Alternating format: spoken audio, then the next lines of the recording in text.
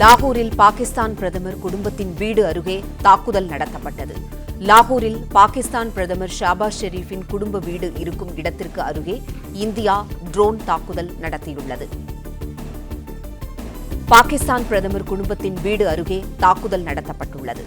லாகூரில் பாகிஸ்தான் பிரதமர் ஷாபாஸ் ஷெரீஃபின் குடும்ப வீடு இருக்கும் இடத்திற்கு அருகே இந்தியா ட்ரோன் தாக்குதல் நடத்தியுள்ளது.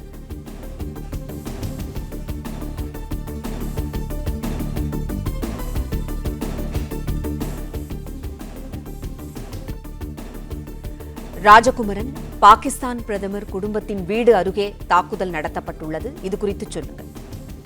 ராணுவ தலைமையகத்தையே குறிவைத்து விட்டோம். இதற்கு மேல் பாகிஸ்தான் பிரதமருடைய வீட்டை குறிவைப்பது ஒரு பெரிய சவாலா என்ன என்பதை போன்று இந்திய ராணுவத்தினுடைய தாக்குதல் தற்பொழுது பாகிஸ்தானினுடைய பிரதமர் ஷபாஸ் ஷெரீப் தங்கி இருக்கக்கூடிய அவருடைய குடும்ப உறுப்பினர்கள் இருக்கக்கூடிய வீட்டுக்கு அருகே ஒரு ட்ரோன் தாக்குதலை நடத்தி முடித்திருக்கின்றது.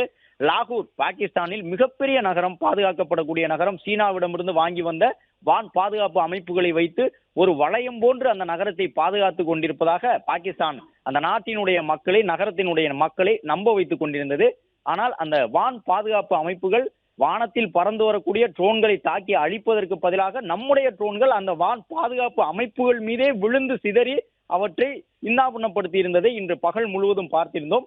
அப்படிப்பட்ட லாகூர் நகரத்திலே தங்கி இருக்கக்கூடிய பாகிஸ்தான் பிரதமருடைய குடும்ப உறுப்பினர்கள் இருக்கக்கூடிய வீட்டின் அருகே நம்முடைய விமானங்கள், அதாவது ட்ரோன்கள் தாக்குதலை தொடங்கி இருக்கின்றன என்ற தகவலை பார்த்து கொண்டிருக்கின்றோம்.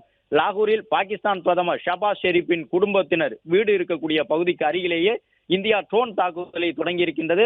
லாகூரில் அந்த பிரதமர் பாகிஸ்தானினுடைய பிரதமர் ஷபாஸ் ஷெரீப்பின் குடும்ப வீடு இருக்கக்கூடிய பகுதி பெரோஸ்பூர் சாலை.